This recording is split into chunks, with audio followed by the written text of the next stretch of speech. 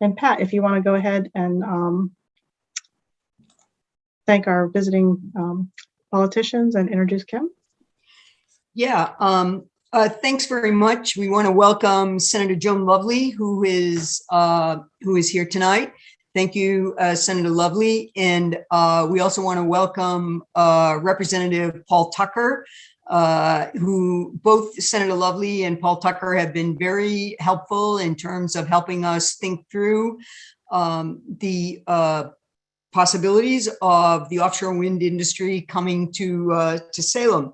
In addition to Senator Lovely and Representative Paul Tucker, we have with us city councilors, Steve Dibble, and we have Domingo Dominguez, Bob McCarthy, and Patty Morcillo. So we thank all those elected leaders who have taken time out of their schedules, out of their campaigns, to join us tonight and help us think through offshore wind and the possibilities in Salem for offshore wind to make an impact on the economy of Salem in terms of jobs and the tax base, of course, which we all care about. We're very happy to have Mayor Kim Driscoll with us. She has been at the center of the conversations about offshore wind and about the 44 acres adjacent to the footprint power plant and the potential uses for it in the future. And I think the many people in Salem who attended meetings, both historic Derby Street neighborhood and SAFE, were pretty clear that what we wanted was for the Salem Deepwater Port to remain a designated port area. And that has come true, and Footprint cooperated by sending out a request for proposals for the offshore wind industry to submit their proposals to them. And we're looking forward to any news we can get from Mayor Driscoll about what interest she knows of. And apparently, I think there were some. Footprint kept describing it as a handful of people, entities that were interested in coming to Salem for offshore wind. And I'm looking forward to hearing more about that from Mayor Driscoll. So Mayor Driscoll, we'd love to hear from you. Thank you for coming. Great, thanks, Pat. Before I switch over to my screen share, I just want to say thank you to SAFE for all that they're doing. You've been such a strong environmental advocate in Salem and the region, and really appreciate the opportunity to spend a bit of time with SAFE, the organization, and the many people who have joined in this evening. I also want to recognize Seth Luttrell, our port planner, Tom Daniel, our city planner, who helped me with these slides and putting this presentation together. And I saw some members of our team in our Sustainability, Energy, and Resiliency division, a new division that we've created in Salem, making sure we're carving out both resources and people to help us with the implementation of Resilient Together. I recently completed a climate action plan that we did in partnership with Beverly. So we feel like there's a lot of opportunities for us to collaborate with SAFE, and this certainly is just one example. So I'm going to start my screen share.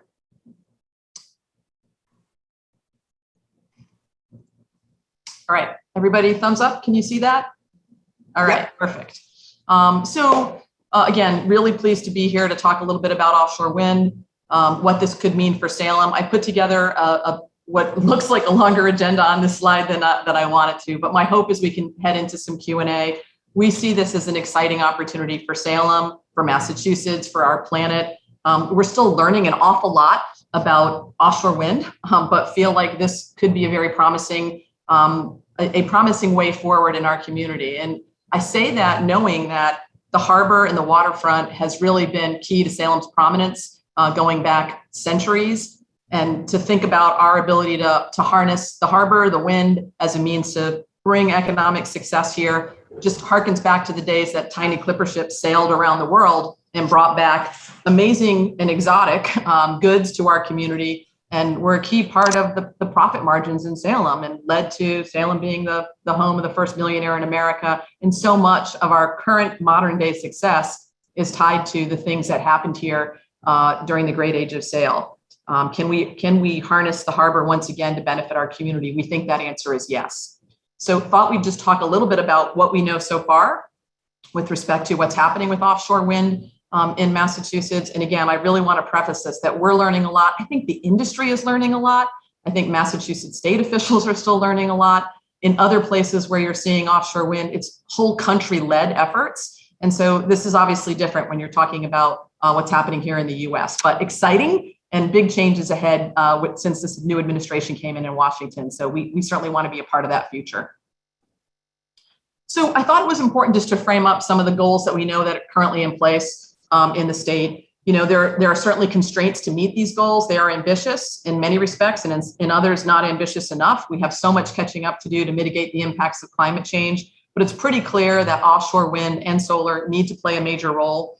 There are also constraints to meeting these goals, especially when you think about offshore wind. We know that port infrastructure is one of them. Are there enough ports to really service a robust offshore wind industry? And supply chain, things like vessels, materials, skilled laborers, the power grid, the interconnections. These are still challenges I think that we're facing. Permitting challenges. I think we just read earlier this week about projects being appealed south of us down at the Cape. So it's been said by one of the wind developers that what's happening in New England, this opportunity is sort of like the Saudi Arabia of offshore wind. It's the water is not as deep, the wind is really strong, but can we put all those other pieces that need to come together in place to really meet these targeted goals? And we still have a lot of work to get there to do that. So again, just framing up what's happening right now. We know there are 7 lease areas. You can see them identified, in the bottom part of the screen. Obviously, they are really close to New Bedford, and that we know the state and the Clean Energy Council have invested a ton of resources in the New Bedford port to ready it for wind. Salem is a little bit further up. We're about 246 nautical miles from the current lease areas. The state has a bidding process underway. Let's just talk about that. So we know that there's been a number of awards made already in Massachusetts, and you saw where they were located on that prior slide. And there's an upcoming bidding process that will with bids due in this fall and selection due by the end of this year. Whether or not Salem could play a pivotal role in that, I think is something we're trying to better understand. We have, I think, a strong opportunity, but want to better understand what that could mean. And we know there's going to be additional opportunities with respect to the Gulf of Maine. So let's talk a little bit about that. And I know this may not come as news for many of you, but we wasn't sure all the folks who were going to be on this call, so we wanted to make sure we framed up some of the ongoing activities. The federal government through BOEM, major shift with this new administration, thankfully, where we're seeing guidance to really amplify the efforts to bring offshore wind to the Gulf of Maine. That is essentially a task force has been set up involving many of the New England states, the federal agencies, different stakeholders, trying to find ways to work through areas of concern and address how best states individually, but with a collective fashion in mind, can move forward looking at the Gulf of Maine for offshore wind opportunities. The expectation is anywhere from 3 to 8 years. We've heard varying degrees of timelines associated with when offshore wind in the Gulf of Maine, that process will start. And we know there's a lot of voices that need to be brought into this. There's fishing industry, there's environmentalists and right whales, and lots of issues that need to be contended with. And then where do you really fit in something like offshore wind in this area? Lots to discuss here, but certainly opportunities. So that brings us to the footprint site.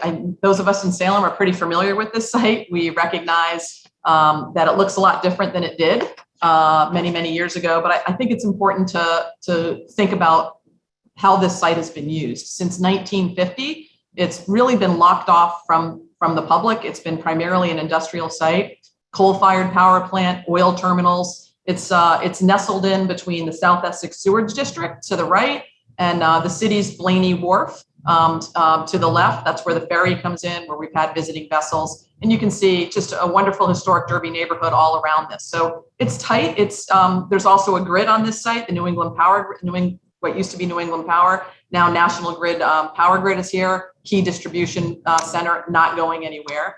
But for the most part, there's no buildings on the site. It lends itself well as a port because there's no overhead restrictions. There's sufficient depth right off the federal channel. And we know it certainly dovetails nicely with a lot of industry standards. The plant in the middle, just to sort of make sure, I know SAFE is very familiar with this, as am I, but this plant just didn't end up here. It really did take a lot of collective action between the city, the operators of this facility, Footprint, who had a concept and idea, our community, who worked really hard to understand what type of use could be applied to this property. When we found out that Dominion, who owned the coal-fired plant, was going to be closing down, the site has played a pivotal role in tax revenues to our community. It's played a pivotal role in jobs to our community. And we think it can certainly continue to play a role helping our communities as we think about what comes next. We've been engaged in a municipal harbor planning process that is primarily focused on this particular parcel, trying to understand what the options are. And I think there's been dramatic shifts by the owners of this site looking at opportunities, primarily initially looking at mixed use, and now really pivoting hard to offshore wind. So let's talk a little bit about where we're at in that process. Well, as we think about offshore wind at the Footprint site, we know that the Clean Energy Commission has commissioned a study and analysis to look at the port and infrastructure activities in Massachusetts, and that this Salem site has scored pretty highly for a couple of different uses. One potential use for offshore wind would be the marshaling and construction. This is essentially the laying out of the materials, the stacking and packing, as it's been described, of the really complex components that are necessary to build out offshore wind.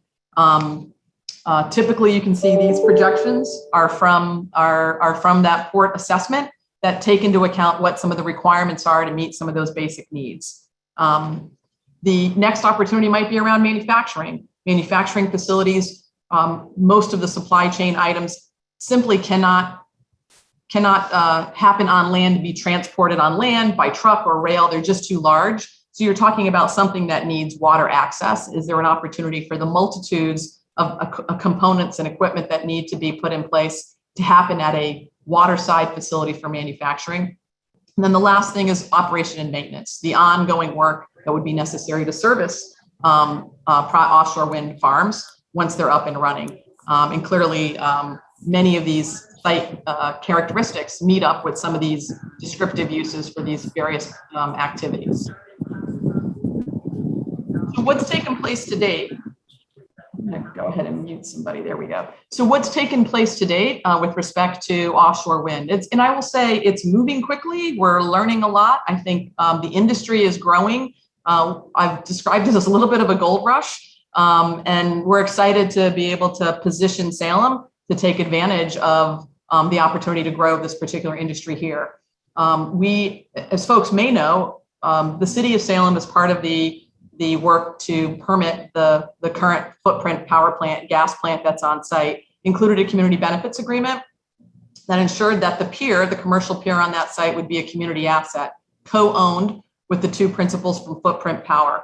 We formed a port authority to enable us to have the agility to move forward with utilizing that port, primarily for, at the time, the thinking was visiting vessels, cruise ships, other port uses that might mix well with our neighborhood and our community. That would also enable us to think about how that commercial pier can be used and supported for offshore wind.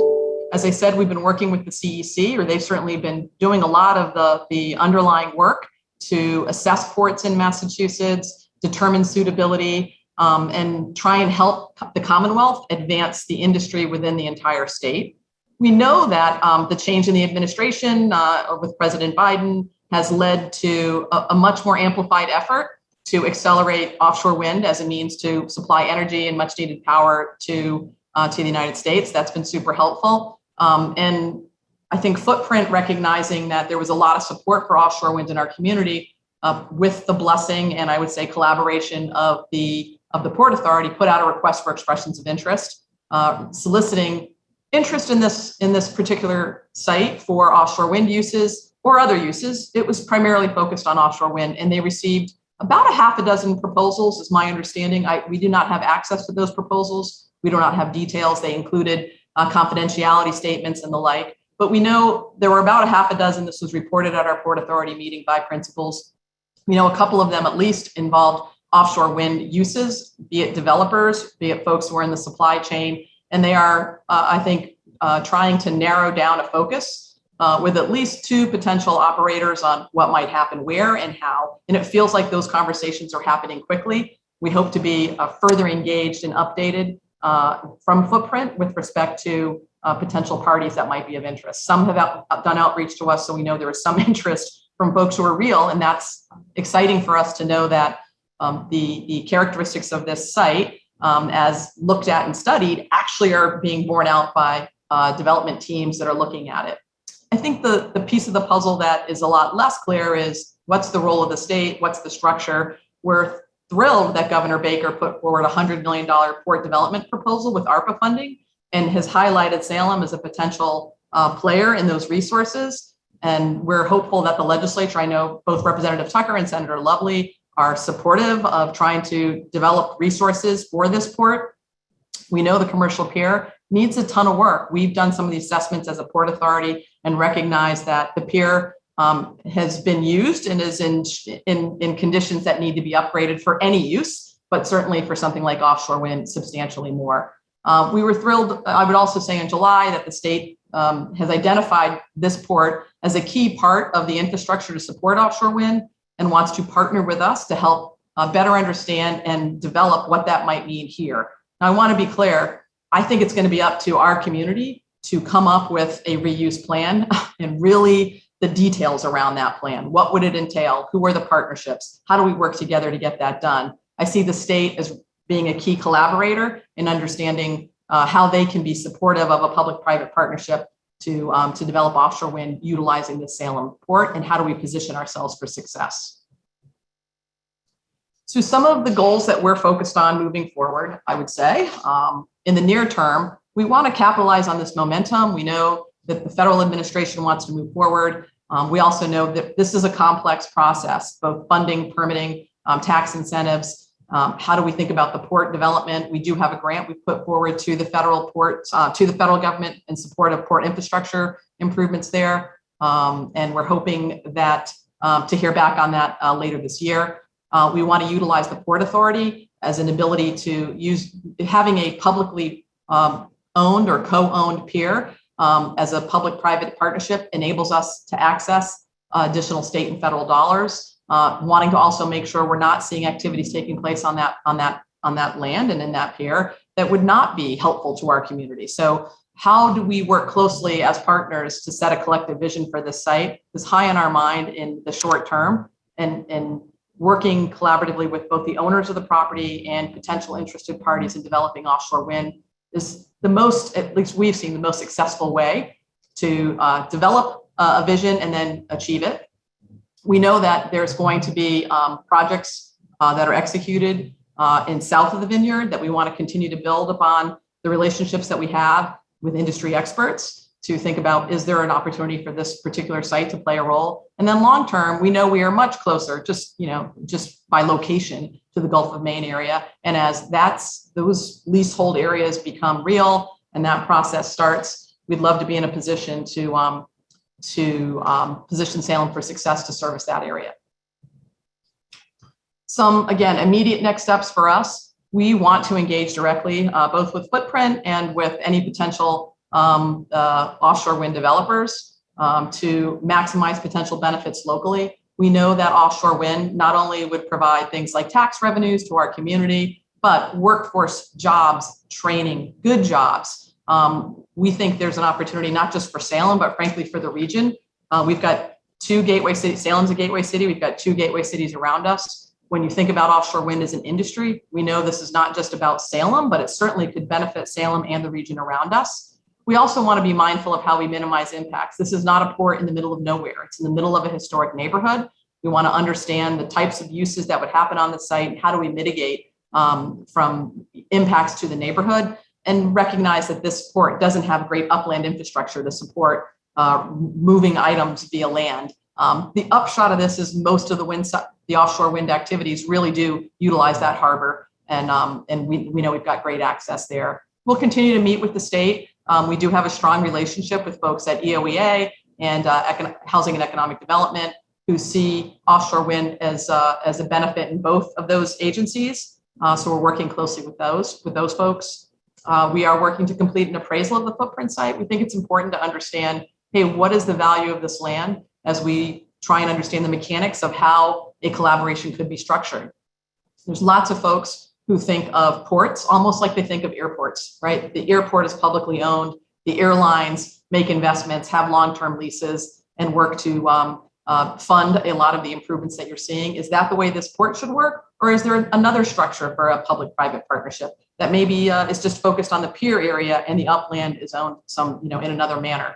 There's lots of ways to skin that cat, but we do think having an appraisal at least is good information for the Port Authority to have as we think about that moving forward. And then this strategic vision and mission statement for the Port Authority. We're still a very young Port Authority. We were formed for the purposes of trying to be more nimble and agile, but we haven't had to operate a port. We haven't had to set the sorts of master planning and visions for an area because frankly, we've been more concerned just with the commercial pier. So we want to arm ourselves as an agency. I sit on the Port Authority, Councilor McCarthy sits on the Port Authority, and there are 3 residents that sit on the Port Authority, at least 2 of whom have to have maritime experience. So we think there's growth that we can take as an agency to understand how we can best serve the community and how the community can rely on the Port Authority to help with management and structuring as we go forward. So some of the key questions, as I mentioned throughout the presentation, but I want to frame them up towards the end. How do we put together a public-private partnership that really works? The industry is telling us they need to hear from the state as to what their skin in the game is going to be. They want to hear from the city what we'd like to have done on the site. They obviously have private property landowners. We do not own this site. I want to be clear about that. We have a co-ownership interest in the pier, but the upland, the vast number of acres on the site are owned by a private party. So how do we work together to put in place a vision that we can achieve? The state is still really developing their offshore wind port strategy. It's not as though they have a set role for each of the ports to play. And that also, provides opportunities for us to be entrepreneurial, to think about what's going to work here. At the same time, we view ourselves as complementary. We do not see this being a competition between North Shore, South Shore. We know there's been a lot of investments in New Bedford. We want good things to happen there. For the offshore wind industry to take off in Massachusetts, we also know there needs to be more ports than just the Port of New Bedford. And if we don't think about that as at both the state and the local level as additive, we know that the industry will go other places. They can go to Connecticut, they can go to New Jersey and New York. Other states are putting in big markers to try and attract the industry. We need to think about that for ourselves as Salem, but also as a larger strategy for the state.